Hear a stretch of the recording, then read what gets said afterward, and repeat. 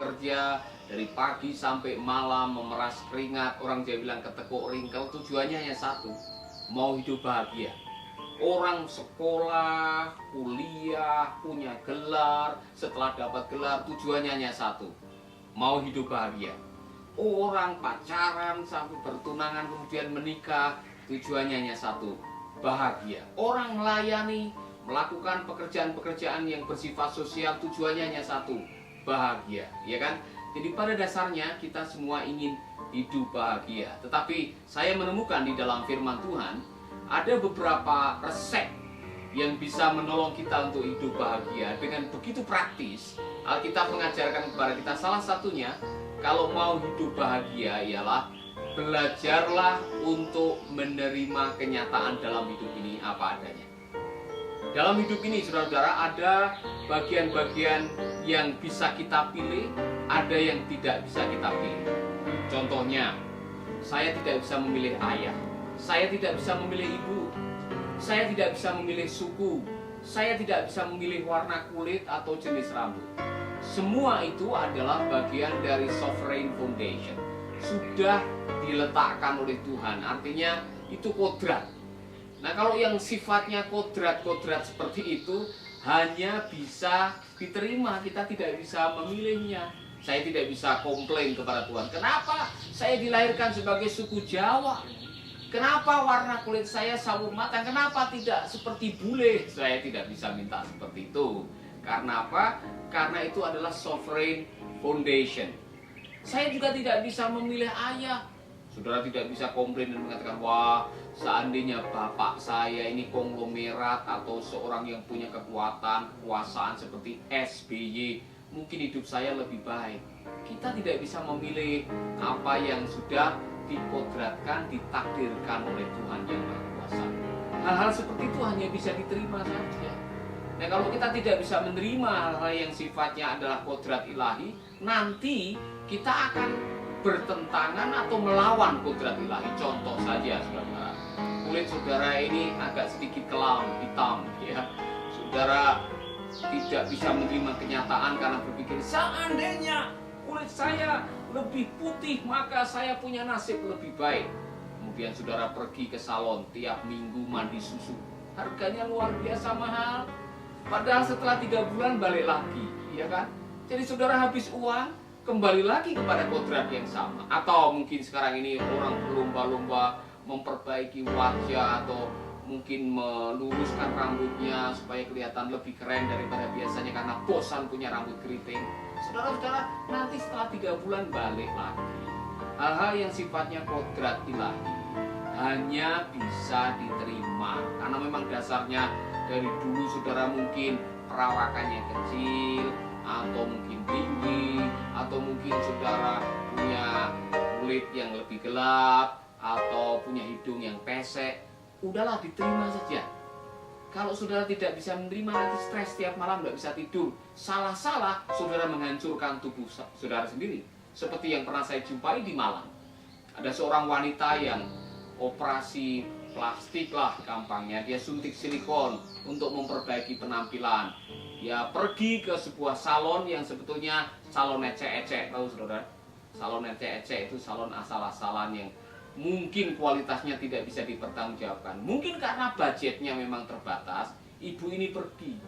Dia mencoba untuk memancungkan hidungnya, menipiskan bibirnya, memanjangkan dagunya, tanpa disadari setelah 2 tahun mengalami infeksi. Bagian-bagian yang kelihatannya bagus selama 2 tahun tiba-tiba bernanah, benjol sana, benjol sini. Akhirnya dia tidak bisa lagi operasi memperbaiki. Dia kecewa sekali dengan keadaan. Dia pergi ke KKR dan selesai saya KKR, dia maju ke depan minta didoakan. Saya sempat tanya kepadanya, Bu, kok ibu ini punya ide untuk operasi plastik suntik silikon itu, idenya datang dari mana? Apa yang memotivasi ibu? Dia bilang, Pak Paulus, saya ini kan sudah 29 tahun, belum laku kawin. Mungkin karena penampilan saya kurang baik, makanya saya punya niat untuk memperbaiki penampilan. Siapa tahu setelah penampilan saya baik, saya laku kawin. Tapi sayangnya setelah 2 tahun, wajahnya amburadul. dan bernanah kanan kiri, benjolkan sana kemari, akhirnya malah hancur wajahnya, menyesal, saudara, menyesal. Nah, itulah yang terjadi ketika kita melawan kodrat ilahi yang seharusnya hanya bisa diterima, tapi kita berusaha untuk mengubahnya, malah bisa saja kita yang akan celaka. Oleh karena itu, belajarlah menerima kenyataan apa adanya. Amin. Hal yang kedua yang harus kita terima ialah masa lalu. Jadi begini, kita semua ini punya masa lalu, dan hari ini kita adalah korban masa lalu. Wajahmu adalah korban daripada pikiranmu di masa lalu. Masa lalu itu kalau tidak kita bereskan, dia bisa menjadi karet, ya kan? Dia bisa menarik-narik saudara ke belakang sehingga saudara tidak bisa maju ke depan. Kita tidak bisa menikmati hari ini karena dihantui oleh kegagalan, dihantui oleh masalah-masa lalu, dosa, rasa bersalah yang masih dosa dan rasa bersalah yang masih menyelinap di dalam hati saudara. Kalau tidak dibereskan, itu bisa mengganggu hari ini dan hari depan saudara. Masa lalu harus dimanage dengan baik, dan ada bagian-bagian masa lalu yang tidak bisa diubah, hanya bisa diterima dan diampuni. Saudara-saudara, saudara tidak bisa mengubah bapak saudara, saudara tidak bisa mengubah ibu saudara. Saudara hanya bisa menerima, saudara tidak bisa komplain ke sana kemari dan mengatakan, Tuhan, kenapa Tuhan memberikan kepada saya seorang ayah yang jahat? Mengapa Tuhan memberikan kepada saya seorang ibu yang menelantarkan saya? Saudara tidak bisa memilih itu sudah terjadi. Itu hanya bisa diterima. Amin.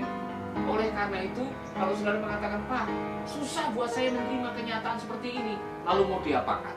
Saudara mau ke sana kemari membawa beban itu. Saudara mau ke sana kemari hanya cerita ke sana kemari betapa sakitnya hati ini karena pengalaman masa lalu yang tidak baik. Saudara-saudara, kita tidak bisa ke sana kemari membawa pengalaman masa lalu dan kita hanya menyanyikan sakit hati kita kepada orang-orang yang kita jumpai. Nanti kita akan membuat orang itu sedih dan tidak bisa menikmati hidup ini. Lalu caranya bagaimana? Ampunilah masa lalu. Dan setelah saudara bisa mengampuni, saudara harus bisa melakukan ini. Belajarlah menerima. Yang sudah terjadi, ya terjadilah. Amin. Hal-hal yang lain yang bisa kita lakukan berkaitan dengan menerima kenyataan adalah di-reframe kembali, saudara. Artinya begini, dibingkai kembali.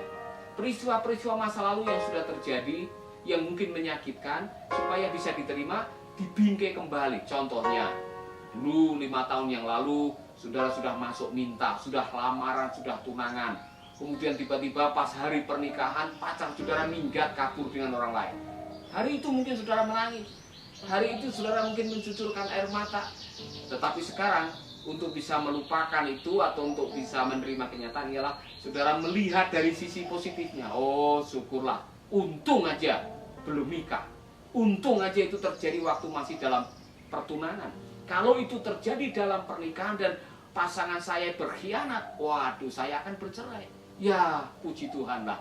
Tuhan tahu yang terbaik. Amin. Jadi akhirnya kita mereframe kembali, membingkai kembali peristiwa-peristiwa seperti Yusuf. Ketika saudara-saudaranya datang minta maaf, Yusuf mengatakan, tidak apa-apa, kalian berbuat jahat buat saya, Tuhan memakai kejahatan itu untuk sesuatu yang baik. Bisakah kita mengucapkan seperti itu, saudara-saudara? Kalau kita bisa mengucapkan seperti itu, kita menjadi orang yang bisa menerima kenyataan. Amin.